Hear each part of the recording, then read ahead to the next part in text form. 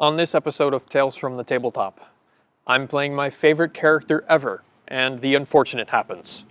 He dies. Also this episode, learn what happens when your players make dumb decisions.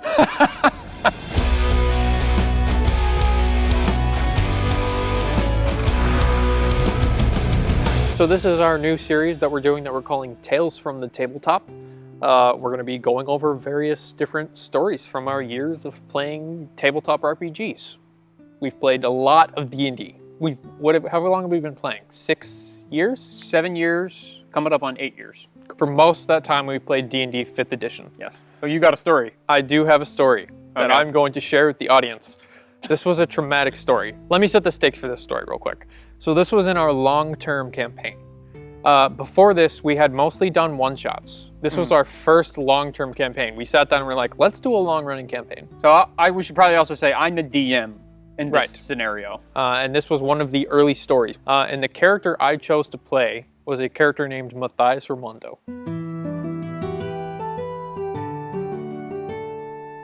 And as you know, Matthias is my favorite character that I have ever played.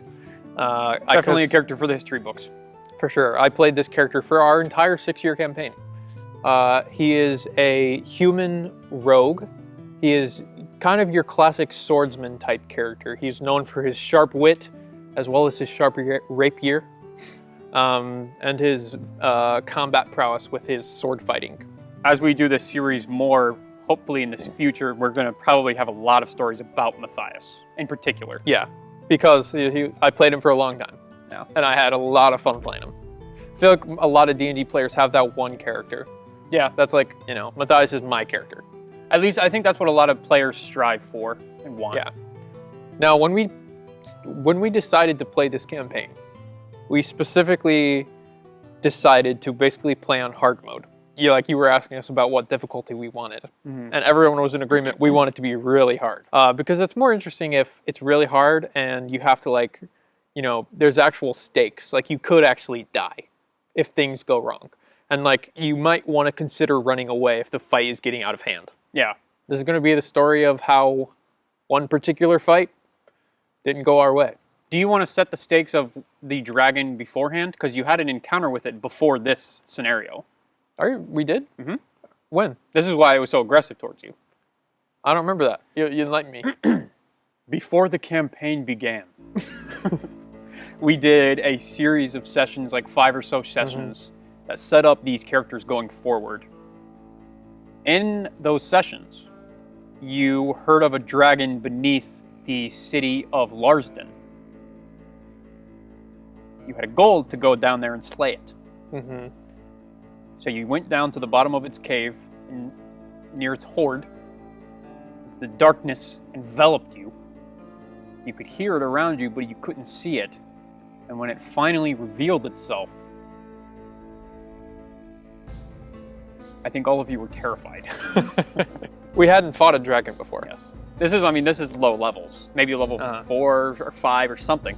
But I had a combat scenario planned for you. That is not what happened. What happened is you decided to bargain with the dragon. You struck a deal somehow. You struck a deal that it would let you live in exchange for you sending people down to its cave for it to feed on. You did not do that. You left. Right. And you called it there. You left. Called it a day. And it was later on in the campaign you actually heard of this dragon breaking free from the cave, breaking through the surface of the city of Larsden, leaving it in ruin. I definitely remember that now that you bring that up. Yeah.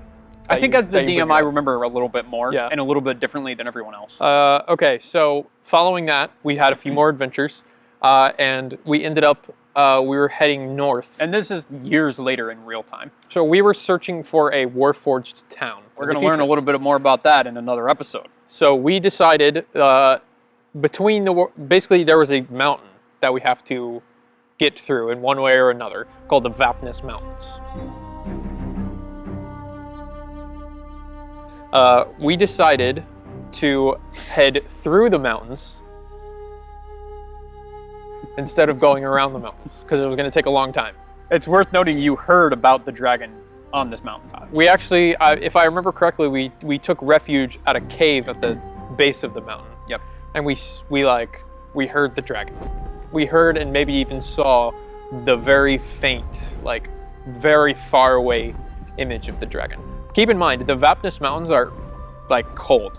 Like it's snowing full on in the Vapnus Mountains. Now, us being naive people, we thought we could go through the mountains and sneak. They never learn. We thought we could sneak. Hey, I'm a rogue. I can sneak, right? And traveling up this mountain is not a fun task. It is dangerous. At one point, there was, we're traveling across, and one of the paths that we're taking just collapses under us. The visibility is extremely low. Like, we can't see, like, if we look out beyond the mountain, we can't see a lot at all. We barely see anything, because it is snowing hard. Now, keep in mind, I'm making stealth rolls and perception checks behind the screen. Right. From what I remember, we think we're fine and dandy. We think we're getting one over on the dragon. So me and another player, our friend Justin, we, you kind of explained the various paths we can take. And there's one path that me and Justin decide to explore. We want to explore all the paths given to us. So we go down that path by ourselves.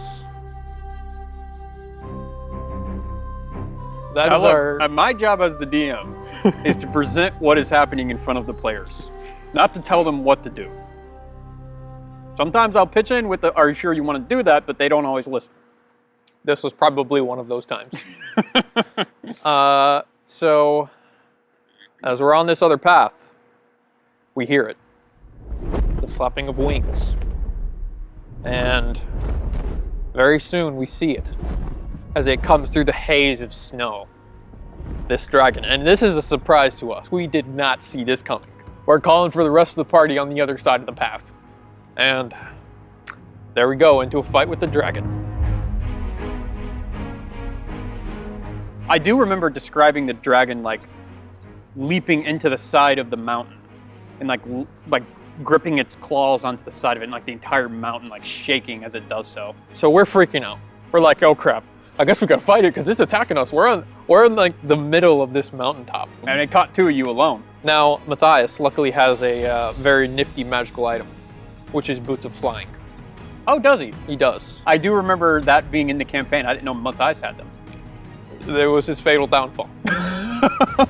He starts flying. Oh, frick. Oh, frick. I'm flying and attacking the dragon. We're at this point, we have rolled initiative. We are fighting the dragon. And Matthias, it is an epic scene of him fighting the dragon in midair. In the middle of this mountain range. Thousands of feet below us. And I think at this point, the rest of the party is just trying to make it to where you guys were at. Well, yeah, because they were further down on the side of the mountain, right? Yeah, I think they're like dashing, trying to get to me. But you guys had moved a good ways. Now, when it's just two characters fighting an adult dragon, unfortunately, things are not going to go your way. Frick. We were unprepared. We made dumb decisions. And at the beginning of this campaign, we chose to play on hard mode. I'm glad to hear that you're taking accountability. So, unfortunately, as Matthias is in midair flying, fighting the dragon, he goes unconscious. He's got thousands of feet below him. Yep. So he starts plummeting through the air.